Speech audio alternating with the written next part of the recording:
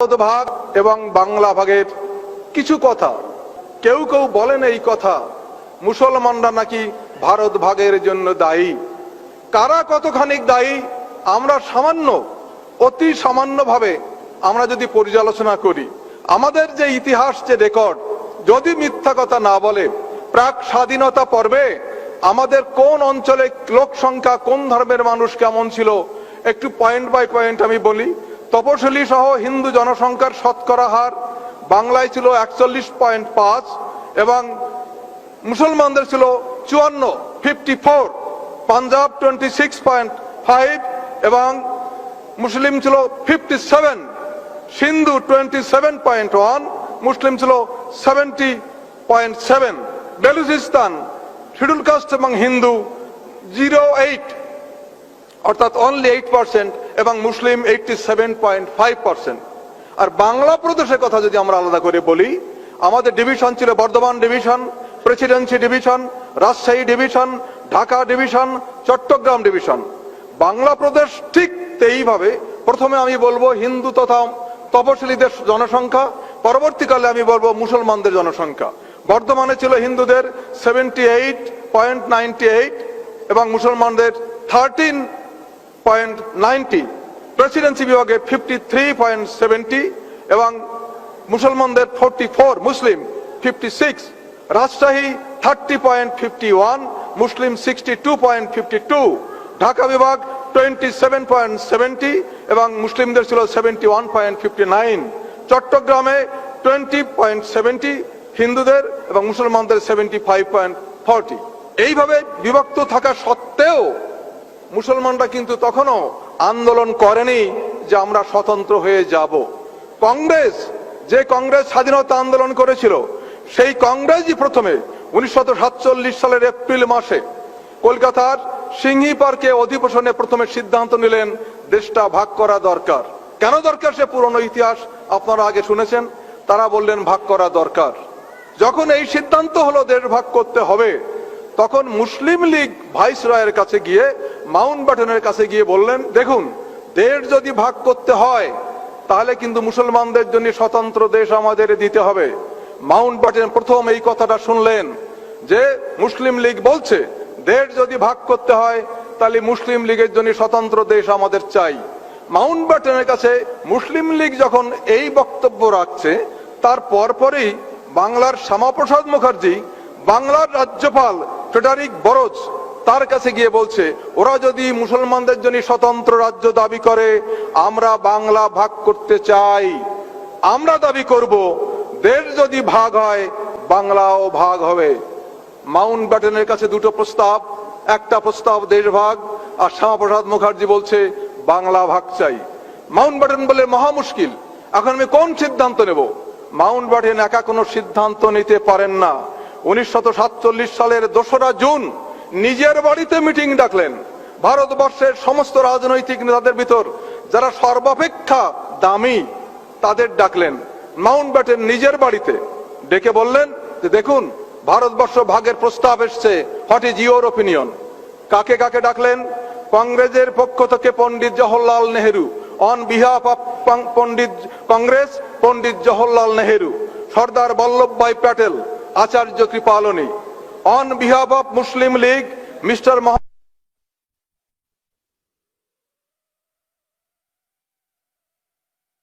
Congress Pandit Jawaharlal Nehru, Sardar Vallabhbhai Patel, Acharya Kripalani, on behalf of Muslim League mister Mohammad Ali Jinnah, mister Liaquat Ali Khan, mister Abdur Rab Nishtar, আর শিখ জনগোষ্ঠীর পক্ষ থেকে সর্দার বলদেব সিং। এই 7 জন ব্যক্তিকে ডাকলেন আমাদের মাউন্টব্যাটেন তার বাড়িতে যে দেশ ভাগ করা যায় কিনা। বাবা সাহেব আম্বেদকরকে ডাকেনি। এত বড় তপশিলি অবহেলিত মানুষ, জনগোষ্ঠীর প্রতিনিধি বাবা সাহেব আম্বেদকর, তাকে ডাকা হলো না দেশ ভাগের সময়ে। এবং মহাপ্রাণ যোগেন্দ্রনাথ মন্ডল, তাকেও ডাকা হলো না দেশ ভাগ করা হবে কিনা। এই 7 জন ব্যক্তিকে ডেকে সিদ্ধান্ত নেওয়া হলো যে দেশ ভাগ করা যাবে কিনা। এই 7 জন আবার একটা গণতান্ত্রিক পদ্ধতির কথা মাউন্টব্যাটেনকে বললেন যে দেখুন আমরা 7 জনে তো বলতে পারি না, তবে বাংলা ভাগের ক্ষেত্রে আমরা একটা সাজেশন আপনাকে রাখতে পারি। What is your suggestion? বলে বাংলা অ্যাসেম্বলিতে যত মেম্বার আছেন, এমএলএ বা এমএলসি যারা আছেন, তার হিন্দু মাইনরিটি, হিন্দু যারা অধ্যুষিত যে সমস্ত মেম্বার এবং মুসলমান অধ্যুষিত মেম্বার, তাদের নিয়ে আলাদা আলাদা করে মিটিং করা হোক। যে সমস্ত জেলার মুসলমানরা সংখ্যায় বেশি, সেই সমস্ত জেলার এমএলএরা একসঙ্গে মিটিংয়ে বসবেন।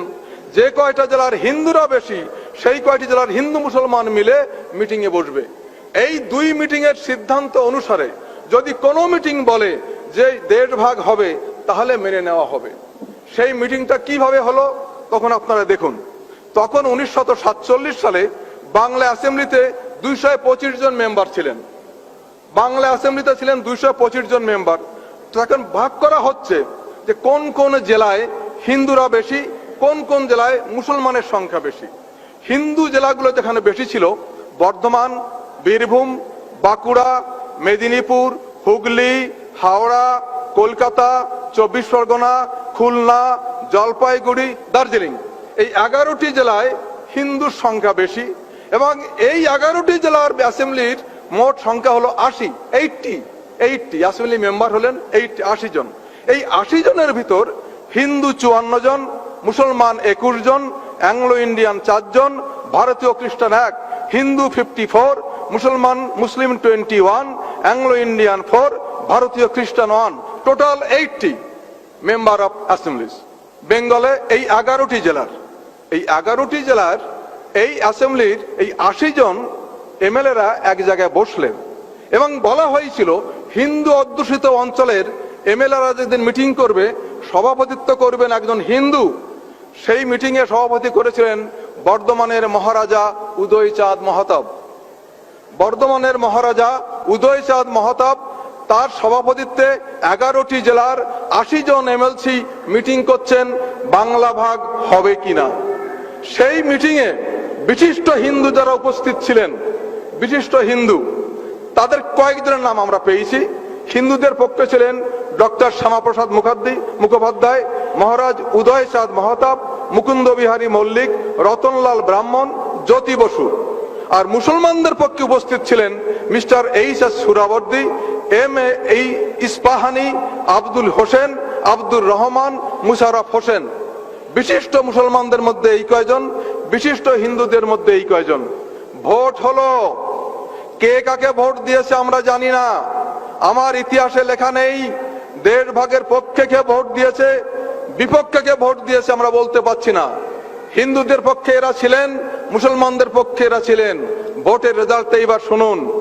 বাংলা ভাগের পক্ষে 58, বাংলা ভাগের বিপক্ষে এগেইনস্ট 21 জন। ভালো করে মনে রাখবেন, হিন্দু অধ্যুষিত জেলার এমএলএরা 80 জন এক জায়গায় বসে ভোট দিয়েছেন। বাংলা ভাগের পক্ষে 58 জন, বাংলা ভাগের বিপক্ষে 21 জন। একজন এমএলএ মনে হয় অনুপস্থিত বা নীরব ছিলেন। এইবার চলুন মুসলমান অধ্যুষিত জেলাগুলিতে। মুসলমান অধ্যুষিত জেলা 16টি: চট্টগ্রাম, নোয়াখালী, ত্রিপুরা, বাকরগঞ্জ, ঢাকা, ময়মনসিংহ, ফরিদপুর, যশোর, মুর্শিদাবাদ, নদিয়া, বগুড়া, দিনাজপুর, মালদা, পাবনা, রাজশাহী, রংপুর। এই 16টি জেলায় মোট জনসংখ্যার অ্যাসেম্বলির মেম্বারের সংখ্যা 145 জন। এই 16টি জেলা মুসলিম অধ্যুষিত। Total member 145।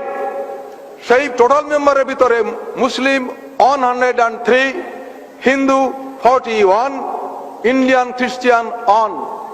মুসলমান 103 জন, হিন্দু 41 জন, ভারতীয় খ্রিস্টান 1 জন, টোটাল 145 জন। ওখানে গেল 80 জন, আর এরা হলো 145 জন। এই 145 জন এখন ভোটাভুটি হচ্ছে। রেজাল্ট পরে বলছি। কোন বিশেষ বিশেষ হিন্দু এবং কোন বিশেষ বিশেষ মুসলমান নেতা উপস্থিত ছিলেন একবার শুনুন।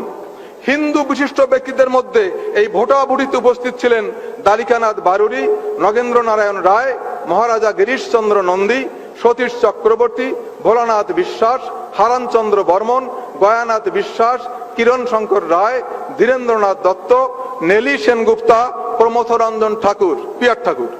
আর মুসলমান নেতৃস্থানীয় ব্যক্তিদের ভিতর ছিলেন A.K. ফজলুল হক, মোহাম্মদ আলী, নুরুল আমিন, আহমদ হোসেন, শামসুদ্দিন আহমদ, আরো অনেকে ছিলেন। 145 জনের ভিতরে বিশেষ ব্যক্তি এই কয়েকজনের নাম আমরা ইতিহাসে খুঁজে পেয়েছি। এখন ইলেকশনের রেজাল্টটা দেখুন, 145 জনের ভিতরে সেখানে 4 জন সেখানে অ্যাবসেন্ট বা ভোট দেননি। বাংলা ভাগের পক্ষে ভোট দিচ্ছেন 34 জন, বাংলা ভাগের বিপক্ষে ভোট দিচ্ছেন 106 জন। Against partition 106। মুসলমান অধ্যুষিত অঞ্চলের এমএলএদের ভিতর এগেইনস্ট পার্টিশন 106 আর ফর পার্টিশন অনলি 34। আগে সিদ্ধান্ত হয়েছিল যদি এই দুই বিভাগের ভিতর থেকে হিন্দু অধ্যুষিত জেলাগুলি এবং মুসলমান অধ্যুষিত জেলাগুলির ভিতর কোনো একটি বিভাগে যদি বাংলা ভাগের পক্ষে একজনও বেশি রায় দেয় তাহলে 1.5 ভাগ হবে। মুসলমান অধ্যুষিত অঞ্চলের ভিতরে 1.5 ভাগের পক্ষে তারা ভোট দেয়নি, হিন্দু অধ্যুষিত অঞ্চলে 1.5 ভাগের বিপক্ষে ভোট দিয়েছে। 34 আর 140 হয়, 5 জন অনুপস্থিত ছিলেন অথবা ভোট দেয়নি। এর পরেও কি বলা যায় মুসলমানরা আমাদের 1.5 ভাগ করেছে? এ খতিয়ান। ইতিহাস যদি মিথ্যে কথা না বলে কে অস্বীকার করবে? গণতান্ত্রিক পদ্ধতিতে একদিন 1.5 ভাগ হয়েই গেল। আজ আমরা কাউকে অপরাধী করতে পারি না। 1.5 ভাগ হয়ে যাওয়ার পর আমাদের নেতৃস্থানীয় ব্যক্তিবৃন্দ তারা অধিকার জানিয়েছিলেন। পণ্ডিত জওহরলাল নেহরুকে বলেছিলেন আপনারা কি কাজটা করলেন? গান্ধীজিকে বলেছিলেন আপনারা কি কাজটা করেছিলেন? গান্ধীজি প্রথমে বলেছিলেন India will be divided over my dead body. India যদি ভাগ হয় তাহলে আমার এই মৃতদেহের উপর দিয়ে ভাগ হবে। ইন্ডিয়া যখন ভাগ হচ্ছে, গান্ধীজি বহল তবিয়াতে বেঁচে আছেন, কখনো একটু অসুস্থতা হননি, ডেড বডির উপর দিয়ে ভাগ হয়নি। যে সকল বাস্তুচ্যুত মানুষ আর্থিক অনটনের মধ্যে অবর্ণনীয় কষ্ট ভোগ করছে, এখনো করছেন, আমরা তাদের সকলকে পুনর্বাসন দেবার জন্য উদ্বিগ্ন।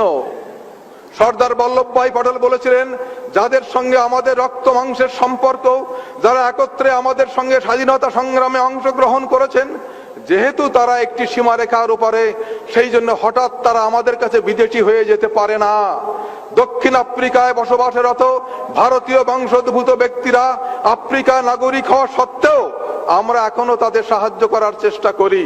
তাদের যদি আমাদের কাছে দাবি করার অধিকার থাকে তাহলে অপর অংশে যারা আটকে রয়েছে তারা সুনিশ্চিতভাবে আমাদের কাছে দাবি করবে। গান্ধীজি যখন বেঁচে আছেন তখন গান্ধীজি বললেন হিন্দু ও শিখ যারা আটকে আছে তারা যদি আর ওখানে থাকতে ইচ্ছা না করেন তাহলে সম্ভাব্য যে কোনো উপায়ে এখানে চলে আসতে পারেন এবং সেক্ষেত্রে কাজ হবে তাদের জীবিকার জন্য কর্মসংস্থান, তারা যাতে জীবনে স্বাচ্ছন্দ্যময় জীবন ফিরে পায়। এই তো ভারত ভাগের ইতিহাস। ভাগ করেছিল কারা? ব্রাহ্মণ্যবাদী মানুষ, মুসলিমরা নয়। কেন ভাগ করেছিল? বাংলা যদি ভাগ না হতো তাহলে প্রধানমন্ত্রী হতো মুসলমান, স্বরাষ্ট্রমন্ত্রী হতো শিডিউল কাস্ট। বাংলা যদি ভাগ না হতো তাহলে বাংলার গৌরব বহন করত মুসলমান আর খ্রিস্টানে। বিফোর পার্টিশন আপনারা জানেন যে 3 জন প্রধানমন্ত্রী হয়েছিলেন, 3বারই মুসলমান। এই বর্ণবাদী মানুষের তারা চমকে গেল, একই রে বাবা, বাংলা চিরকাল ধরে এখানে লক্ষণ সেনের রাজত্বের আমরা চিরকাল মুসলমানের অধীনে থাকবো? It is quite impossible. কার মাথায় এই বুদ্ধি আসলো? শ্যামাপ্রসাদ মুখার্জি বললেন না, বাংলা ভাগ করতে হবে। কেন ভাগ করতে হবে? আমাকে রাজা হতে হবে। রাজা হওয়ার জন্য বাংলা ভাগ করলেন। আজ তাদের রাজা হওয়ার জন্য, তাদের অবসর বিনোদনের জন্য, তাদের আনন্দের জন্য দেশটা ভাগ করলো। আজকে আমার মানুষ পথে ঘাটে প্রান্তরে প্ল্যাটফর্মে তারা ভিখারির মতো জীবন যাপন করছে। আজ আমাদের কর্তব্য আছে না? আমাদের কর্তব্য আছে। দেশের 85% মালিক আমরা। আজকে সেই পার্টিশনের বিরুদ্ধে আন্দোলন করতে পারি। তারা আমাদের নাগরিকত্ব দেয়নি, তার বিরুদ্ধে আন্দোলন করতে পারি। তারা আমাদের পুনর্বাসন দেয়নি, তার বিরুদ্ধে আমরা আন্দোলন করতে পারি। আন্দোলন করতে হবে। যে কোনো পরিস্থিতিতে দেশভাগ হয়ে যেতে পারে, কিন্তু আমরা কি নীরবে চুপ করে বসে থাকতে পারি? It is not our duty. আমাদের একমাত্র পথ সংগ্রাম। বাবা সাহেব আম্বেদকর বলেছিলেন দেশভাগ হয়ে যাওয়ার সময় যে this This Swaraj is their Swaraj. We are still slaves. এই স্বরাজ তাদের স্বরাজ, আমরা যে দাস ছিলাম আমরা এখনো সেই দাস আছি।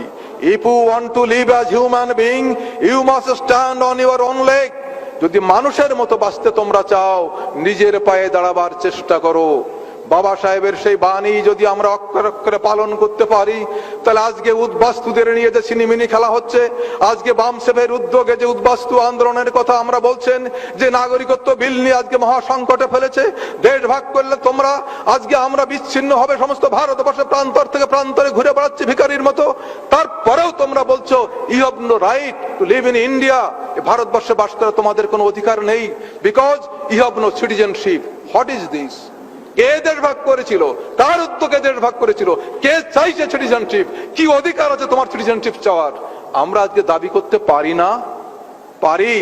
তার জন্য সংগ্রাম, জীবনপণ সংগ্রাম। ভারতবর্ষের এই পার্লামেন্টের ভিতরে 1/4 মেম্বার আমার প্রতিনিধি, ওই অ্যাসেম্বলি আইনসভার ভিতরে 1/4 মানুষ আমার, তারা কথা বলে না। কোন রাজনৈতিক দলের থেকে তাদের আমরা পাঠিয়েছি? কেন তারা কথা বলে না? এই রাজ্যসভায় পাশ হয়ে গেল নাগরিকত্ব বিল, একজন এমএলএ এমপি পদত্যাগ করেনি। কি জন্য তাদের আমরা পাঠিয়েছি? What is their duty?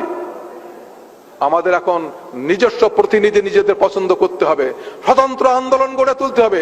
যে মানুষটা পার্লামেন্টে গিয়ে কথা বলতে পারে, যে মানুষটা অ্যাসেম্বলিতে গিয়ে কথা বলতে পারে, প্রতিরোধ করতে পারে, বিক্ষোভ করতে পারে, আন্দোলন করতে পারে, সংগ্রাম করে অধিকার আদায় করতে পারে, সেই মানুষটাকে আমরা পার্লামেন্টে পাঠাবো। অন্য কাউকে পাঠাতে আমরা চাই না। আমরা ভিক্ষাবৃত্তি করতে রাজি আছি না। আপনারা সাবধান হন।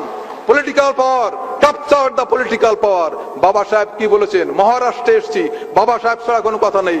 Capture the political power for your emancipation. যদি এই জাতি রক্ত মাংসে তেজ বীর্য থেকে থাকে, আসুন সবাই সংগ্রামে ঝাঁপিয়ে পড়ি। আমাদের হারিয়ে যাওয়া অধিকার আমরা যে কোনো মূল্যে আমরা উদ্ধার করলো বাবা সাহেবের প্রচেষ্টায় এবং সাংগঠনিক শক্তিতে। আমাদের হারিয়ে যাওয়া অধিকার, আমরা মানুষের মতো বাঁচতে চাই, কেননা ভারতবর্ষের বৃহত্তম সংখ্যক নাগরিক আমরা কেন ভৃত্য হয়ে থাকবো? 15 জন মানুষ আমাদের কেন শাসন এবং শোষণ করবে 85 জন মানুষকে? অতএব আসুন আমরা সাংগঠনিক ভাবে আন্দোলন শুরু করি। সেই আন্দোলনের পরিপ্রেক্ষিতে উদ্বাস্তু সমস্যা, তপশিলি সমস্যা, মূল নিবাসী সমস্যা, সমস্ত সমস্যা সমাধান হয়ে যাবে। জয় ভীম, জয় ভারত।